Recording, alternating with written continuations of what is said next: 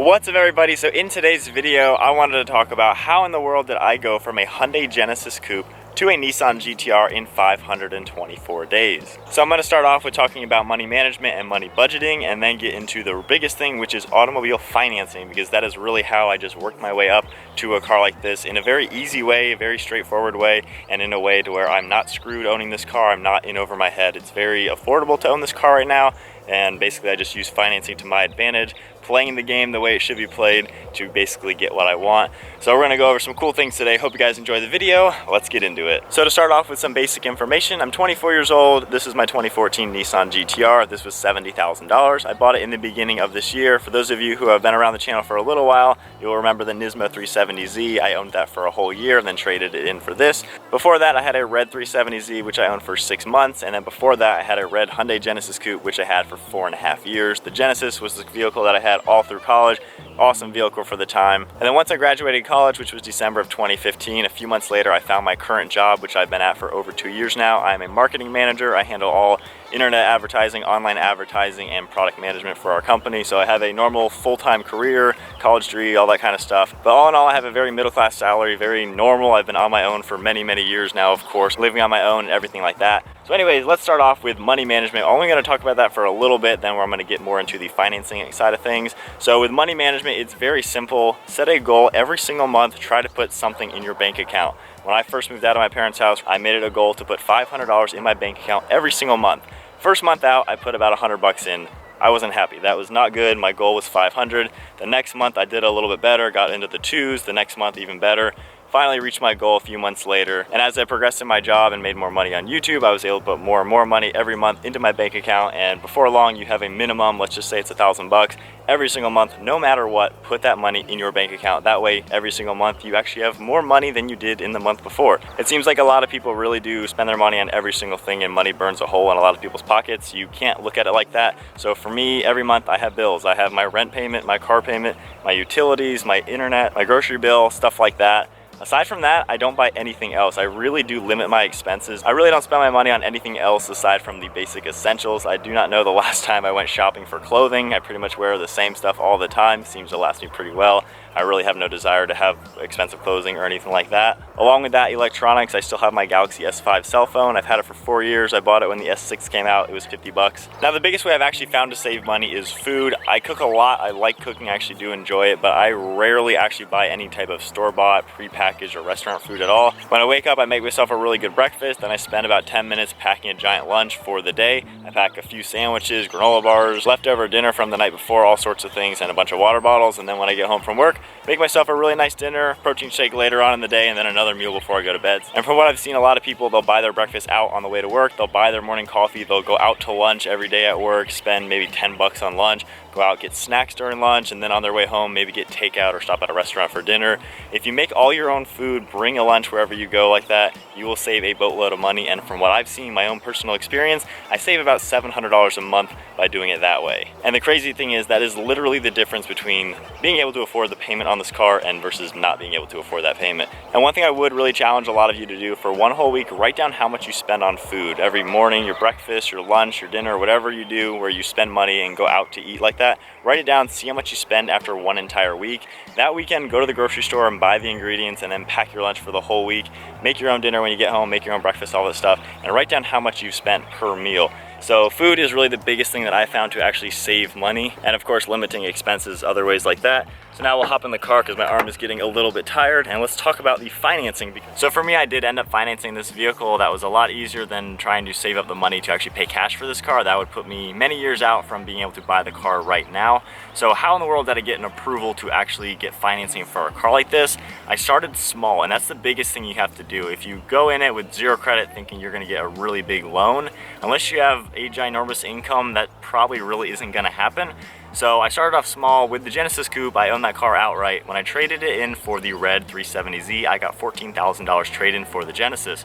The red Z was $24,000 out the door. So that was a $10,000 difference between the two cars. My initial plan was I was just gonna write a check for $10,000, call it a day, and just own the red Z outright just like that. But at that time, I was learning a lot more about what you had to do in life to achieve certain goals, and building credit was something very important. If I ever want to own a house one day, I have to have credit. So at that time, I made the decision, I'll finance that $10,000. So with that loan, it was only $150 a month. Again, I was working full time, making a little bit on YouTube every month, so it was really nothing to break the bank or even care about. So month number 2, I already started to double my payment. I was paying $300 a month. So after 6 months of owning that car, the cool thing is I had built enough credit in just 6 months to get an approval on the $21,000 loan on the Nismo Z. And at that time, I was also once again learning even more about financing and building credit and really learning how it works.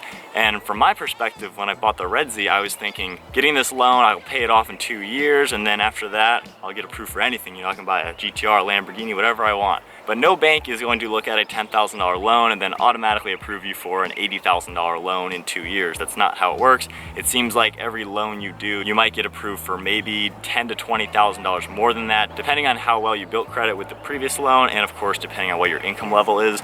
So I was learning more and more about it, realizing that the Red Z loan would not at all get me to this kind of car at my goal. My goal was to buy this car before I turned 25. I ended up buying it a month and a half after I turned 24, and the Nismo Z is really what helped me get that. So with a $21,000 loan on the Nismo Z, I knew that I would be in a lot better shape to actually be able to afford a GTR in like a year or two from that point. I knew that the payment wasn't going to be anything special, and then being that it was a $21,000 loan, if in a year from now I got maybe a $40,000 loan, I knew that that would definitely work with the price point that the GTRs that I was looking at. When I bought the Nismo Z, I was already looking at GTRs to see what the price range was, and I was kind of already budgeting $70,000. Over the year of owning that car, I did more and more of my payment. The payment was only $350. I was already very used to that, given I was already doing $300 on the Red Z. Given making a little bit more money, I started to double that payment. I was doing $600 for a little while, then $800, and then the last 3 months I actually was paying $1,000 a month just because I really wanted to pay down the principal of the car. So by the time I ended up trading it in, I owned a pretty decent amount of the car. And when I say the amount I owned in the car, that's positive equity. You want to have positive equity in a car. If you have no equity in it, when you go to trade it in, there's a good chance you're actually going to be upside down to where you owe more than you actually are going to receive from the dealer when you trade it in. So I wanted to build up the positive equity into that car. So the finance history that the Nismo Z did for me helped me out tremendously. Not only did I get a car that I absolutely loved owning, but it built my financial credit history to where this was something that the bank would look at and not really have an issue with. So going into this car, I had $12,000 positive equity into the Nismo 370Z. I wrote a check for $14,000, and you may think that's a really large down payment, but if we look back onto when I was talking about how to save money I'm saving from cooking all my food rather than going out all the time, not buying the latest gadgets, not having cable TV, and just literally living with just the bare necessities. It's pretty easy to save up that money in 2 years. It's really not that difficult. I live on my own. I don't have a family or kids or any expenses like that, so it's simply me, so it's obviously pretty easy to save that kind of money. So going into this car, I ended up putting $26,000 down. That's 12 grand of my Z, and then $14,000 check, which left me with a loan for $44,000. So from the bank's perspective, they've already seen a whole year paying off a $21,000 loan. My income had gone up again. I was making more money on YouTube, of course. Still middle-class salary, nothing crazy. People are thinking I'm making way over $100,000 a year. I don't even make close to $100,000, and yet this is very, very attainable. That's the crazy thing about this. You do not need to be a millionaire or even a $100,000 to buy a car like this. It's pretty simple, but building credit is what really made it possible. The interest rate on this is very low. It's only going to be maybe $3,500 if I go the entire 60 months. I'm going to pay it off in 4 years though, so I'll end up paying a little over $2,000 worth of interest. In my opinion, I would gladly burn $2,000 and throw it away to have a GTR right now than in 2 years from now. I simply love cars and love owning the car, and it's very well worth that for me. So basically I just used financing to my advantage to get to where I want to go. On top of those loans, you obviously have to have the income to back it up. If you're making $30,000 a year, don't expect a $60,000 loan. It probably won't happen. They use a thing called debt to income ratio. They see how much money you actually make, how much debt you have, if any, and then determine the max amount of money that they'll actually loan you. And if your credit is really good, obviously that makes it to where they'll loan you more than that. So from my perspective, if your goal is to get one of these cars like this, obviously work hard at whatever job you have, be creative in the world, and try to create your own business out of something. In today's social media, digital age, you can actually earn money in the craziest ways. I never thought filming YouTube videos would actually earn me enough money to cover a payment on my dream car. So in today's world, you can really be creative and earn extra money out there. And then of course, budget your money very well to where you can easily afford a payment on something like this. So the finance stuff that I'm talking about is really to get to a car like this without getting in over your head. You want to work your way up as your income goes up, as your savings goes up, then yeah, you can get a more and more expensive car, but you got to start off really small. And again, I'm not a professional or anything like that. It's just what I've used and it's worked for me. So my recommendation, if you are looking to figure out a way to build credit to get to your dream car, whether it's a $40,000 car, an $80,000 car, $150,000 car, whatever it is, you got to start off small. Everyone starts somewhere. Some people are given stuff, some people are not given anything. It doesn't really matter. Wherever you started with, take that and just run with it. Get the $10,000 loan under your belt, a 20, a 40, and it kind of goes up from there, but you do have to have the income, of course, to go up higher than that. But that's kind of how I did it with the financing, just playing the system to your advantage. You might have to bite the bullet a little bit in the beginning. My Red Z was a 6% interest rate. I think I ended up paying about $600-700 worth of interest in the 6 months I owned it.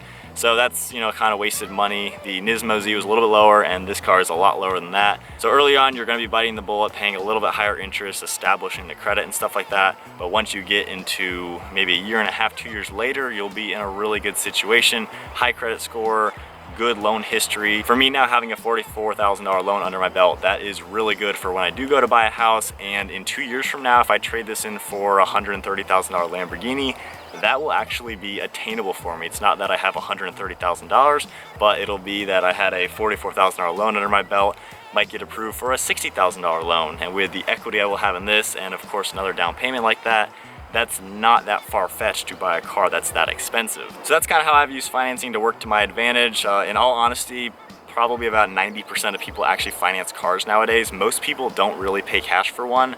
There's nothing wrong with that. My parents have only paid cash for a car because they keep a car for 10 years. Why waste the interest if you're just gonna have the car forever anyway? But if you do want to have anything expensive or crazy without putting a lot of your money into something that's depreciating, financing is a pretty good way to go. And with that, if you build the credit to then have low interest rates on your car, the money you don't have tied up into your car, you can have elsewhere earning a higher return. So kind of play with the numbers, see if it works for you to do that or not. Of course, everyone's different. Everyone's situation is completely different. Do what makes the most sense for you. But for me, I financed my way to the car. I saved money to be able to afford the down payment with still having a nice chunk in my savings for emergencies or anything like that, because that is, of course, something you have to do. So that about wraps up the financing and saving side of things. I hope I got everything out and hopefully it made a lot of sense to you guys. I have a lot of experience with the finance side of stuff. I've seen it on a day-to-day basis pretty much, so I kind of know the ins and outs of it. But basically, have some equity in your car, build credit over time, and as you build an income and build a savings at the same time, you can get pretty expensive cars without being screwed owning them. If the worst came to worst where I had to sell this car today, let's say I got 60 grand for it, I'd still get a check from the dealer for like $20,000 to go buy a car with, so I'm not in over my head. Given that I have a YouTube channel where my car is a big part of it, my car earns money for me and earns a return higher than my interest rate. So for me, it does work out well, being that this is a business asset for me. But even without YouTube, I would still be doing it the exact same way.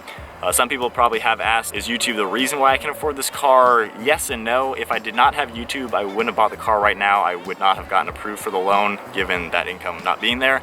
But in a year from now, I would have had the Z paid off, saved up more money, and I would have had maybe a $25,000 loan on a car like this. So YouTube did help make this car come a year earlier than normal, so I cannot thank you guys enough for your support with the channel and all that kind of stuff. But even with just my normal job, next year this car would be happening. So you don't need to be crazy making money or anything crazy like that. Just gotta have a normal, real job, build credit, and you can do this pretty easily. All right, so now for everybody who is still watching the video, thank you guys for still being here late in the video. I'm not really sure how long this video is gonna end up being. So the last thing on the list to talk about is your mentality. It sounds silly, it sounds not real, because mentality is not something you can physically attain, like building credit or saving money, but your mentality is probably the biggest thing either stopping you or helping you achieve a car like this. Now, the biggest thing that I found is the more and more you tell yourself you can actually do something, the more and more it actually becomes easier for you to do. For those of you who have been watching the channel for the last maybe 2 years, you guys have seen random videos where we talk about one day buying the GTR and the R8. Mike and I have been talking about this for many years. Of course, the haters will be there telling us, no, you can't buy it, you'll never be able to afford it. When I had the Genesis Coupe, so many people kept laughing at me, telling me that I was an idiot for thinking that I would ever trade that in for a GTR. They said it would never, ever happen. So my mentality was to ignore the haters like I've been doing forever and just keep pursuing my goals, making it happen, setting a goal and setting a plan and simply going for it. So whenever you have a goal or something in mind that you want to do, continually tell yourself that you will do it. Don't just think, oh, it'd be nice to have that one day. Just tell yourself, I will do it one day. And when I bought the Red Z, every single day until I actually made this purchase, I told myself that I was going to buy one before 25. Now, just because I said it isn't the reason why it actually happened, because obviously you can say anything and nothing will happen until you do something. But the more and more you tell yourself that you can do something, I think subconsciously your mind just figures out ways to do it. And then a few years of doing that, you realize that you saved some money, you've built some credit, and you can buy a car like this. So if your mentality is really, really important, I hate it when people comment and say, that's a cool car, but I'll never be able to afford one. Never, ever, ever tell yourself you can't do something. And I'm pretty sure it was Henry Ford who had the quote, went something like, if you tell yourself you can't and you tell yourself you can, you're right. So think of that a little bit. Basically, if you tell yourself you can't do something, you are shutting the door in your own face to whatever dream that is. If you tell yourself you can do something, you're opening the door wide open, so why would you ever stifle your own dream? So for me and my brother, we've been talking about these cars, honestly, since I started college. So it's been 6 years since I've been telling myself that I was gonna buy a GTR one day, and Mike was right there next to me talking about buying an R8 one day. And more we figured out ways to do it, building credit, saving money, not spending money on the little things, and before you know it, you can buy a pretty cool car. So I think that about wraps up everything I wanted to say. Hopefully I wasn't rambling too much and going into all sorts of different areas, but bottom line is save your money. You don't need the newest smartphone, you don't need cable, all those little things that are monthly expenses, try to cut them as much as possible. When it comes to food, cook your own food. I have a really big lunchbox. I bring it every single day to work. I was the kid in high school and in college who packed a lunch every single day, while all of my friends would spend 10 to 20 bucks at the cafeteria. Building credit is very, very important. Start off with a very small loan, build equity into the car, make more than your payment every month to really pay down the principal of the vehicle. And then every time you trade in for the next car, you're probably gonna get approved for a higher loan, which means you can get a more expensive car. Whatever job you have, keep working at it. Don't just settle for whatever you're doing. Pursue higher and higher levels. I started off making about as much as I was making during college, nothing too crazy. 6 months later, I was proving to my boss that I was doing a lot more than that. 6 months later after that, same thing. So you just got to keep working at whatever you're doing. And then on top of that, don't just have one job. Be creative out there. Try to earn money elsewhere. In today's world with social media and digital marketing and all this kind of crazy stuff in today's world, you can earn money through the craziest ways. I never thought YouTube would be doing what it's doing, but it is. And then on top of that, just have a positive attitude. Every morning, smile, tell yourself that you are gonna do something awesome today, that today is gonna be better than the day before, and that whatever your goals are, you'll actually will achieve it. And do not listen to the haters. We've been ignoring the haters for a long time. A few of you show up in every single video and make a comment, which actually does support us, so I appreciate that. But ignore the haters, have a positive attitude, set a goal, make a plan, and simply go for it, and never listen to the people who tell you you can't. So I hope you guys enjoyed today's video. I think that wraps up everything I had to say. I absolutely love owning the GTR. It has been a dream come true to actually be able to own it. If you look at it going from nothing to the GTR, that's a very big step. But if you take the small steps every year after year, it ends up not being that big of a deal to be able to buy the car. Start off small, work your way up, and before you know it, a car like this actually turns into something very attainable. So that is the end of the video. Hope you guys enjoyed it. Give it a huge thumbs up, smash the subscribe button, stay tuned for plenty more content to come. Nissan GTR, the Audi R8, the street bikes, and the Tacoma. We got a lot more videos coming, so thanks for watching. We'll see you all next video.